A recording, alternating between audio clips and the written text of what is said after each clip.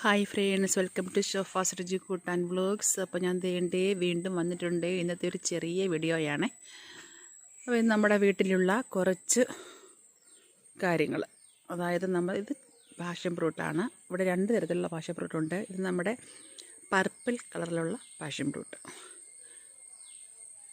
ഇത് ആദ്യം നല്ല പച്ച കളറിൽ വരും. അത് കഴിഞ്ഞിട്ട് പിന്നെ ഒരു പകുതി ഉണ്ട്, ഇത് പിന്നെ ഈ കളറിലേക്ക് ഇങ്ങനെ മാറി വരും. അതിനുശേഷം പിന്നെ ഇവിടെ നിൽപ്പുണ്ട് കുറച്ചും കൂടെ കളറ് മാറിയ പാഷൻ ഫ്രൂട്ട്. ഇത് പക്ഷേ ഒരു ഇതുണ്ട്, ഒന്നും ആയിട്ടില്ല കേട്ടോ. പിന്നെ വേറെ അതേണ്ട് അവിടെ നിൽപ്പുണ്ട് കുറച്ചും കൂടെ കളറ് മാറിയ പാഷൻ ഫ്രൂട്ട്. കാണിച്ചു തരാം. ആണുണ്ട്, ഇത് ഏകദേശം കളറായിട്ടുണ്ട്, എന്നാലും ഒന്നും കൂടെ ഡാർക്ക് കളർ വരുവേ. അപ്പോഴേ ഇതൊന്നും ആയിട്ടില്ല.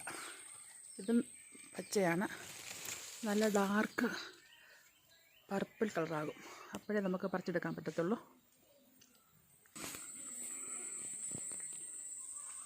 വീണ്ടും അവിടെയൊക്കെ കാണിക്കുന്നുണ്ട്. വീണ്ടും അവിടെ ഒരു കാണിക്ക് ഞാൻ കാണിച്ചു തരാം. വീണ്ടൊരു കാണിക്കുക. ഇത് ഏകദേശം ആയതാണ് കേട്ടോ. അപ്പോൾ ഞാൻ പറിച്ച് കാണിച്ചു തരാം.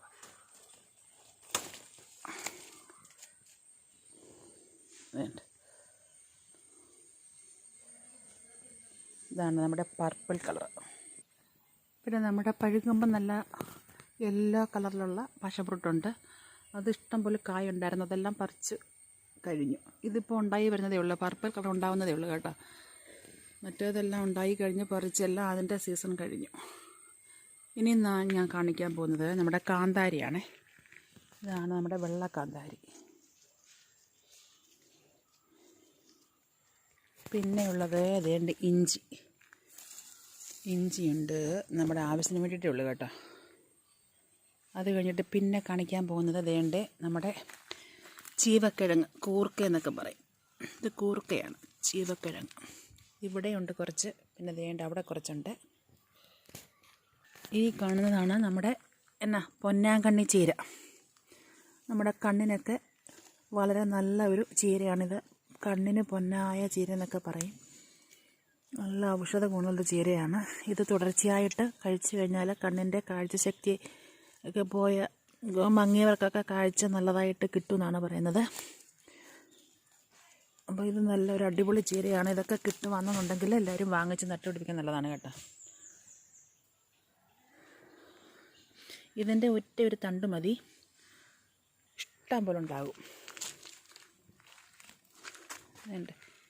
ഒറ്റൊരു തണ്ട് മതി. ഞാൻ വേറെ ഇത് കണ്ടല്ലോ, ഇതേപോലൊരു ചെറിയ ഒരു തണ്ട് ഇവിടെ വീണതാണ്. വളരെ ചെറിയൊരു തണ്ട്. അതിൽ നിന്നാണ് ഇപ്പോൾ ഇത്രയും ഉണ്ടാക്കുന്നത്. വളരെ പെട്ടെന്ന് തന്നെ പിടിച്ച് കിട്ടുന്നൊരു ചീരയാണിത്. ഇവിടെയുണ്ട്, പിന്നെ ഇവിടെ കുറച്ചുണ്ട്. പിന്നെ ഞാൻ അതുകൊണ്ട് കവറിലും കുറച്ച് നട്ടിട്ടുണ്ട് പൊന്നാങ്കണ്ണി. കാണിച്ചു തരാം.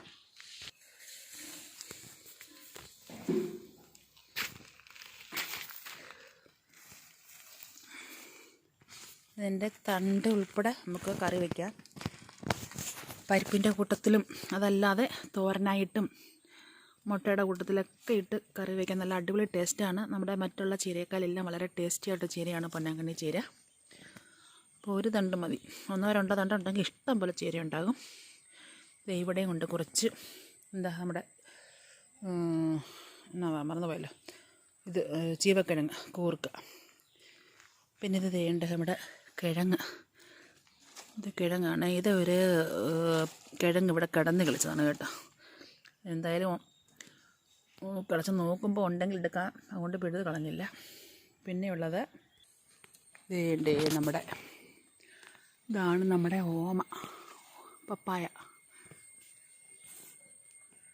പപ്പായുണ്ട്. ഒന്നും കറി വയ്ക്കാൻ പച്ചക്കറിയൊന്നും ഇല്ലാത്തപ്പോഴേ ഓമയ്ക്ക ഉണ്ടെങ്കിൽ ഒരു തോരനോ കറിയോ അല്ലാതുള്ള കറികളൊക്കെ വയ്ക്കാം. പിന്നെ ഇതാണ് നമ്മുടെ മല്ലിയില, ആഫ്രിക്കൻ മല്ലിയില എന്ന് പറയും. വളരെ നല്ലൊരു മല്ലിയിലയാണ്. നമ്മുടെ ചിക്കനും ബിരിയാണിക്കും മുട്ടക്കറിക്കും അങ്ങനെ എല്ലാ മല്ലിയിലയ്ക്ക് പകരം ഉപയോഗിക്കാൻ പറ്റുന്നൊരു ഒരു ഇലയാണിത്, ആഫ്രിക്കൻ മല്ലിയില. അവിടെയുണ്ട്. ഇത് കാന്താരി, സാധാരണ കാന്താരി. പിന്നെ വേണ്ടേ നമ്മുടെ ഇത് ചുണ്ടയാണ് കേട്ടോ, ചുണ്ടയ്ക്ക. ഇത് ഉണ്ടായിരുന്ന ഇവിടെ ആദ്യമുള്ള ചെടി അങ്ങ് നശിച്ചു പോയി. പിന്നെ എൻ്റെ അരി വീണ് കിളിച്ചതാണ്. ചുണ്ടയ്ക്ക നല്ല അടിപൊളിയാണ്, തീയിലൊക്കെ വെക്കാനും കൊണ്ടാട്ടുണ്ടാക്കാനൊക്കെ അടിപൊളിയാണ്. പിന്നെയുള്ളതാണ് നമ്മുടെ വെണ്ടത്തൈ. ഇഷ്ടംപോലെ വെണ്ടയ്ക്ക പറിച്ച ഒരു വെണ്ടയാണിത്. ഇതിൻ്റെ പൂവൊക്കെ നിൽക്കുന്നുണ്ടല്ലേ.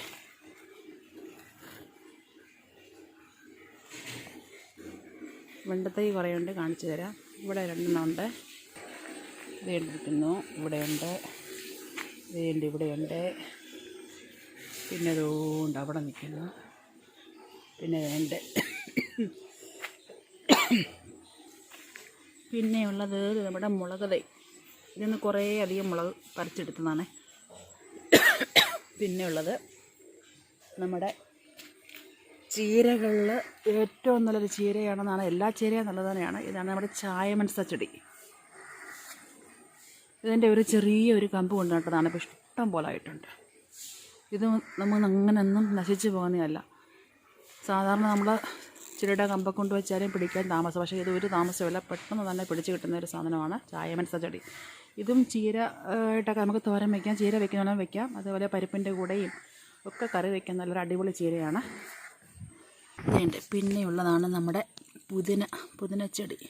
ഇത് ഞാൻ ഓൺലൈനിൽ വാങ്ങിച്ച് പിടിപ്പിക്കാൻ നോക്കുക, പക്ഷേ എനിക്ക് പിടിച്ച് കിട്ടുന്നില്ല. ഞാൻ കടയിൽ നിന്നൊക്കെ വാങ്ങിച്ച് കുറേ അധികം നോക്കി കേട്ടോ, പക്ഷെ ഒന്നും എനിക്ക് പിടിച്ച് കിട്ടുന്നില്ല. പിന്നെ ഞാനത് ഓൺലൈനിൽ 10 തൈ വാങ്ങിച്ചതാണ്, എല്ലാം നശിച്ചു പോയി. ഒരെണ്ണം മാത്രം കിട്ടുന്നത്. കുറേ നാളായതാണ്, പക്ഷേ ഇങ്ങനെ നിൽക്കുന്നേ ഉള്ളൂ. ഇപ്പോഴാണ് ഇതിൻ്റെ എത്തൊക്കെ പൊട്ടി വരുന്നത്.